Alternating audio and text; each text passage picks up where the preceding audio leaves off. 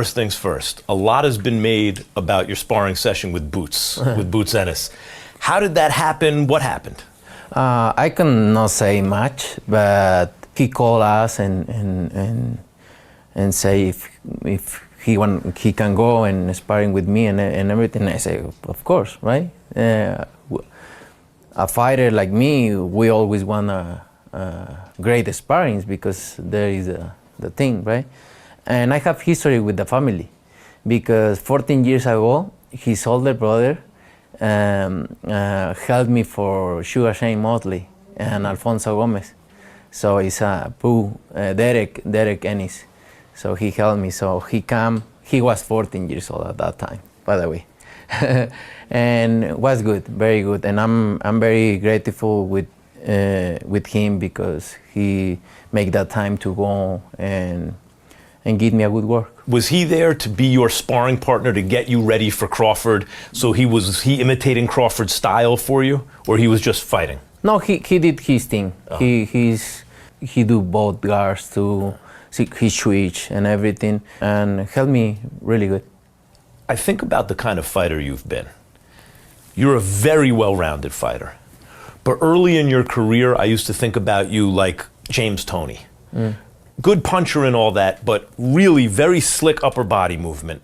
You used to like to lie against the rope sometimes and let guys try to hit you and counter punch. You loved when a guy came to you and just beat him up. And then when you got to super middleweight, at a certain point, it looked to me like guys just started running. So you had to start chasing them. And the last, I don't know, 6, 7, 8 fights, I don't see the old Canelo who was slick making guys miss. I see a seek and destroy fighter. Do you, first of all, why? Am I right about because that? I don't Why did need that it. happen? You don't need it. Because I don't need it with that kind of fighters. They are slower than me. So I don't need to start moving or keep moving if I know I don't need to do something, why I'm gonna do it. If I need it, I'm gonna do it. So that's why, because they are slower than me. So that's why I can do my thing. Are you saying lower or slower? Slower. Slower. Slower. Okay, slower than you. Slower. So that's why I think I'm not needed like as avoid punches like that much, right? But when a fighter is fast and throw a lot of punches and everything, so well, who's Crawford? Where does he fall? Yeah, I'm gonna need it for sure. You're gonna need those skills for sure in this fight. And you will see. So that's my question, because you can fall into habits. And then my question in the heat of the moment is, but does Canelo still have the muscle memory? Not just knowing how to do it, of course you know how to do it, but does your body still respond the same way that it did when you were the slick Canelo? Is it still there? We'll see Saturday night. I think I'm still there and I feel better than ever. And that leads me to another question. You in many respects remind me of the Marvin Hagler of this era. When I was a kid, Marvin Hagler was the middleweight champion. He was pound for pound middleweight champ. And the guys who used to come up and try to beat him, and he would beat them, right? Until Sugar Ray Leonard. But Hagler, like you, was very versatile. He could chase you, he could counterpunch, he could fight every which way. And when he fought Roberto Duran, who was a lightweight like Crawford coming up, I felt like he gave him a little too much respect. And it was a close fight. Hagler won, but it was close. When he fought Tommy Hearns, he just chased him down to hurt him, and he won. Which mentality do you come in with? I ask because when you were slick, to me that looked like a better fighter. But maybe this is the kind of fight where you just need to impose your strength. I can do a lot of things in the ring. You know, if I need it, I can do a lot of things, and I need to go and do my thing, right?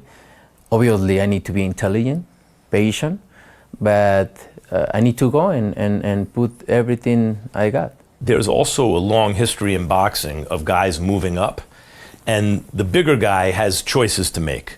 Does he try to maximize his size advantage, come in bigger and stronger because he's naturally bigger? Or sometimes, Joe Louis did this against Billy Conn. I'm going all the way back 85 years, but he thought, he's fast. I need to be trained down. And he won the fight, but it was tricky. It was close. Maybe not the best strategy for him to. Did you think about that with Crawford? That I either need to be bigger and stronger and maximize that advantage, or do I need to slim down to increase my speed? I need both. And I think you can't do both. You either have to be bigger or smaller, no? Yeah, in 168, I feel like I can do both. But like I say, with bigger fighters I fought before, I don't need to like too much, right? But now I need both, and I can do both. You took Jermell Charlo, a proud champion, not undefeated, but he was undisputed champion, who moved up, and he showed up to win until about 30 seconds into that fight. You convinced him very quickly, I can't win. And he spent the rest of the night trying to survive. Do you think you can do that to Crawford, or do you think Crawford's a different kind of fighter? I think Crawford have more pride. That's what I feel, and that's what I think. He have more pride, and I think he's not gonna be the same. He's gonna try to do something and try to win, and that made me feel happy, because at the end of the day, we're there to put a great fight and see who's the best, right? In 1978, Muhammad Ali fought Leon Spinks in the rematch, and they did something like 90 million people, some crazy. But since then, nothing's come close. Even Mayweather-Pacquiao, it's pay-per-view. Yeah. So it's different. Netflix, this is going to be easily, by far, the most watched fight since then, almost 50 years. Yeah. Right? Do you feel a responsibility to boxing to put on a show when that many people are watching? I always put it a show. I always go in there and put my best. I don't thinking in that way, because I always go with the mentality to win, obviously, and I always try to do my best, and I think everything is gonna come along. There's high stakes for both fighters in this fight. But when I think about your position, I think most people feel this way. Canelo does not have a lot to gain, because if he wins, I think it's going to be a great fight. But if you win easily, I'm going to say, like everyone else, well, Canelo is too big, right? Like that's what everyone's going to say. But if you lose, the stakes are high. He lost to a little guy, right? I mean, you must hear this, right? Do you feel it at all? No, it's just opinions. For me, it's just opinions. No, I know Crawford, for me, is one of the best fighters in the last years, and he accomplished so much. So for me, it means a lot, this win. So, and either way, for me, opinions are opinions, and I just gonna go there and win the fight. It doesn't seem to me like you fell into this trap, but let me just present the idea to you that has happened in the past. I keep comparing it to older fights, but a lot of times a guy gets to a certain point in his career. This happened to Larry Holmes. He'd beaten all the heavyweights, and at a certain point he said, I don't want to fight the good young heavyweights anymore. They're not worth the money to me. It's a hard fight. Let me find a smaller guy. So he looked for Michael Spinks, the light heavyweight champion. He was a big favorite. He was going to tie Rocky Marciano from 49-0. Spinks upset him. He got in, he got out, and he upset him. And that there are other examples like that, where the bigger guy is going to get paid a lot of money to fight in a big event, but against a smaller guy. So he naturally doesn't have the same kind of like adrenaline that he would have for fighting a young guy who's like his size. How do you avoid that trap in this fight? First of all, I'm not a fighter.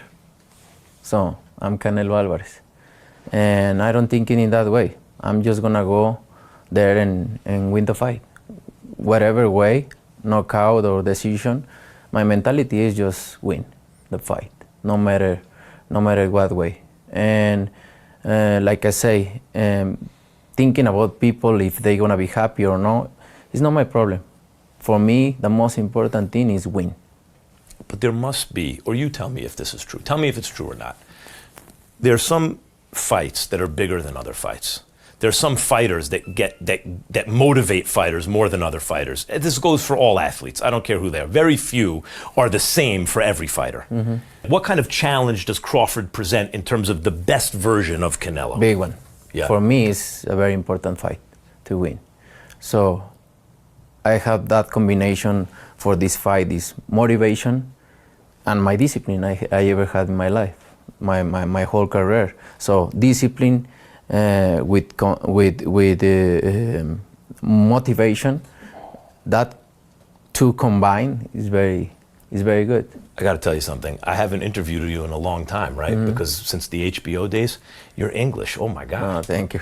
Oh my God, it's like night and day. No, thank you so much. Right, I'm not making it up. It's a totally different interview, right? Yeah. Do you feel more comfortable talking to the American press now? Yeah, I feel more comfortable because sometimes the translators they don't say what I say, and they don't put that feeling and the way I want to say. So you can kind of give the American public more like authentic Canelo now. Authentic Canelo. Yeah. And Well, I feel I made mistakes, but I think we learn from mistakes, and I feel pretty good. yeah, well, you fight pretty good too. Yeah. It's always good talking to you, Canelo. Thank you for talking to me. My pleasure.